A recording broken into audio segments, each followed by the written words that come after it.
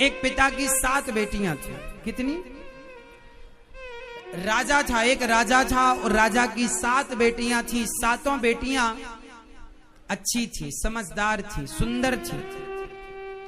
एक दिन राजा का दरबार लगा था। राजा ने अपने मंत्रियों से पूछा, मंत्री बताओ तुम किसका खाते हो? मंत्री ने कहा, सरकार हम आपका खाते हैं। प्रजा से पूछा राजा ने, तुम किसका खाते हो? प्रजा ने कहा, मालिक हम आपका खाते हैं। राजा को बड़ा घमंड था, अरे मैं सबका पालनहार हूं, मैं सबको खिलाता हूं। राजा ने अपनी पत्नी से पूछा, तुम किसका खाती हो? पत्नी ने कहा, सरकार हम आपका खाती हैं। बड़ी बेटी से कहा, बेटा तुम किसका खाती हो? पिताजी आपका। दूसरी से कहा, तुम किसका? पिताजी आपका। तीसरी से पूछा, पिताजी आपका। चौथी से पिताजी आपका। 5वीं, 6ठी, 7वीं बेटी से पूछा, बेटी तुम किसका खाती हो? उस बेटी ने बिल्कुल सही उत्तर दिया, पिताजी मैं तो भगवान का दिया अपने भाग्य का खाती हूं, ईश्वर का दिया अपने भाग्य का, जो मेरे भाग्य में है, जो विधाता खिलाएगा खाऊंगी।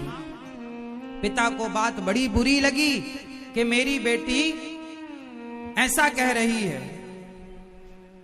उस पिता ने बेटी का विवाह, 6 बेटियों का विवाह तो अच्छी जगह किया, राजकुमारों के संग, लेकिन 7वीं बेटी के लिए मंत्री से कहा, जाओ इसके लिए ऐसा दुल्हा ढूंढ के लाओ जो अपने पांव से चल भी ना पाए, गरीब हो, खाने के 2 रोटी की भी व्यवस्था ना हो।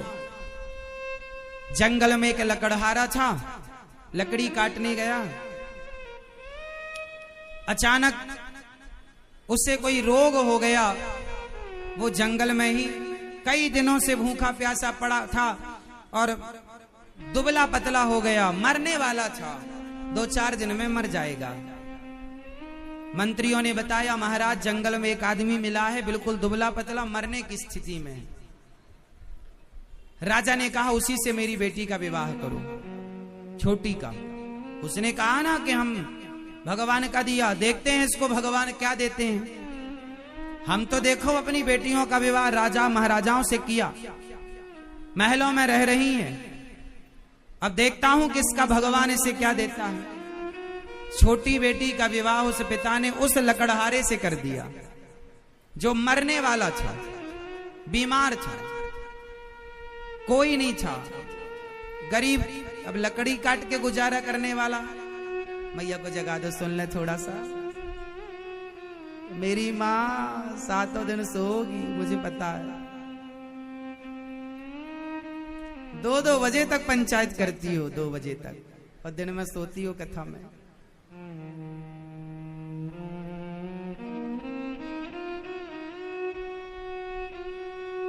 सुनो, फिर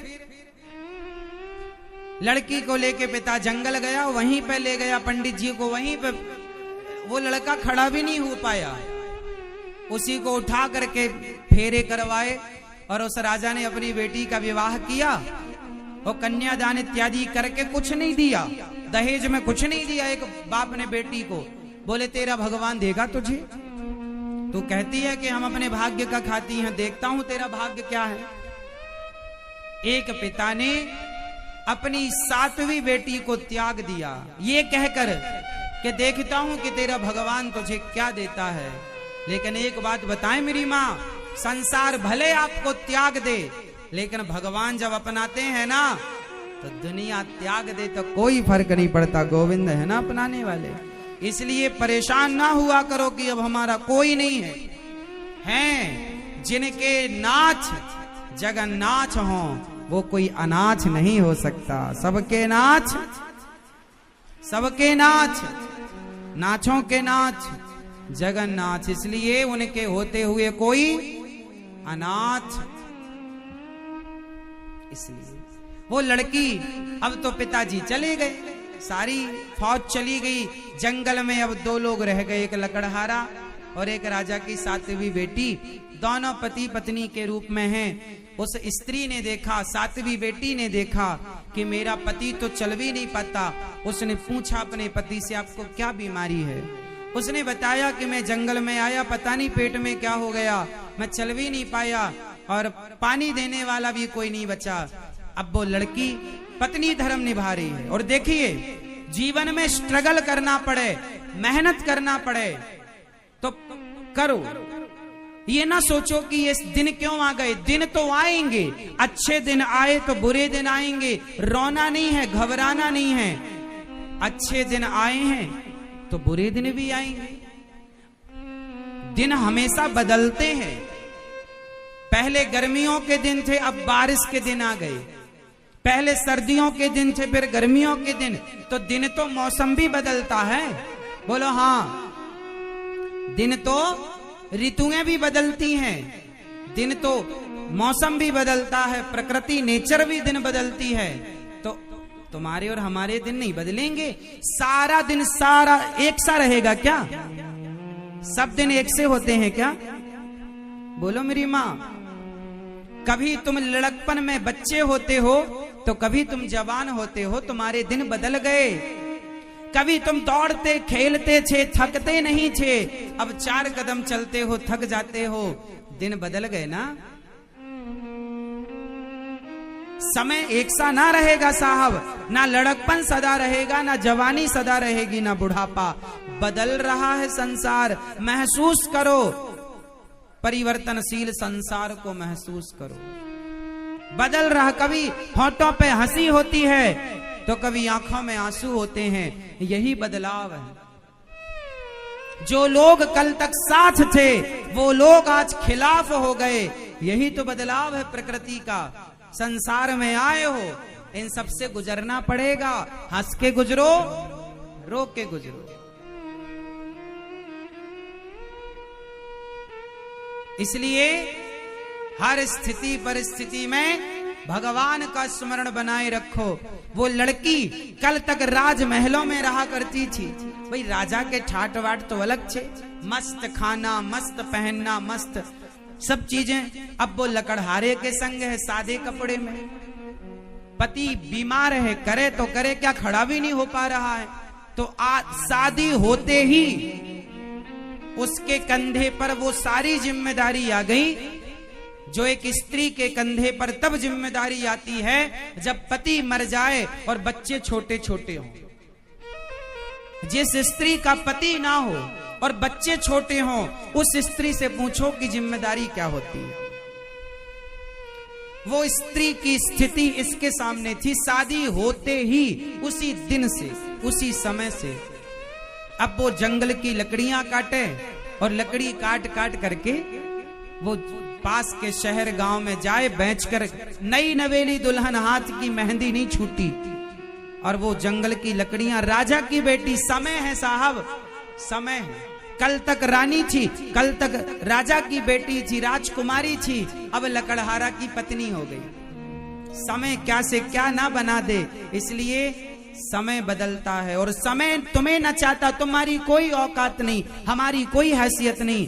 हम सब समय के अधीन हैं। लोग कितना भी कहते हो कि मैं अपने बेटे को डॉक्टर बनाऊंगा, लोग कितना भी कहते हो मैं अपने बेटे को इंजीनियर बनाऊंगा, जज बनाऊंगा, ये बनाऊं, तुम कितना भी सपना देख लो, लेकिन बनेगा वही जो समय उसे बनाएगा। वो तो समय आएगा तो पता चलेगा कि तुम्हारा बेटा क्या बनेगा। तुम सपने कितने भी देख लो, तैयारियां कितनी भी कर लो, पर समय जो बनाएगा वो बनना पड़ेगा।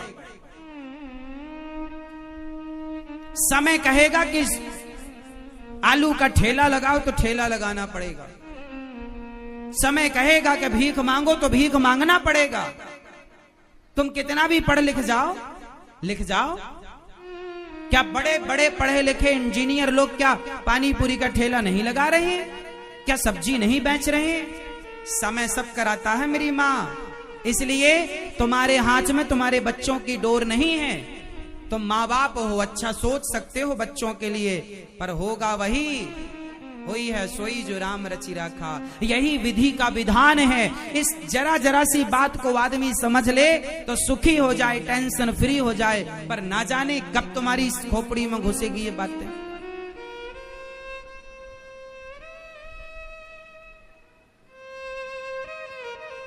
अब वो लड़की जंगल की लकड़ियां काट करके गांव शहर में बेचती, जो पैसा मिलता अपने पति के लिए वैद्य जी से दवाई लाती, पति को दवाई देती और थोड़ा दूध लाती, थोड़ा सा।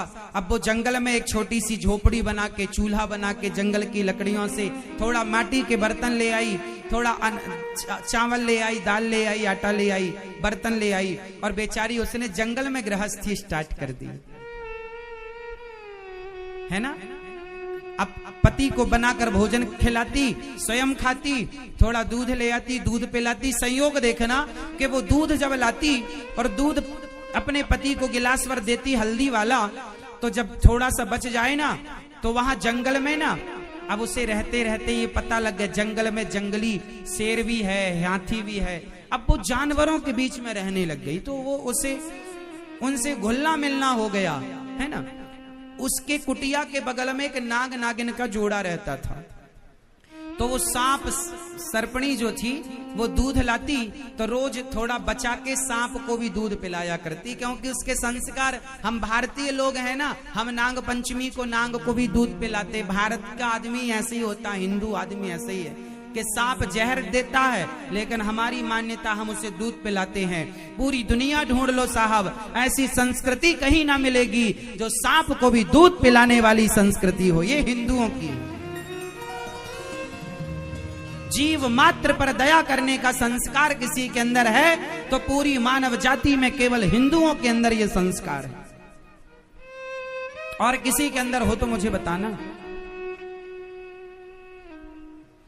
सांप को दूध पिलाती, संयोग देखो धीरे धीरे उसका पति स्वस्थ होने लगा, धीरे धीरे उसका पति स्वस्थ होने लगा, ठीक होने लगा, खड़ा होने लगा, चलने लगा। वो जंगल की लकड़ी काटने लगा, बाजार जाने लगा, वहां से पैसे लाने लगा। इसने बड़े प्रेम से वो सांप सर्पणी को, नाग नागिन को दूध, तो ये रोज नियम बन गया पिलाना पिलाना।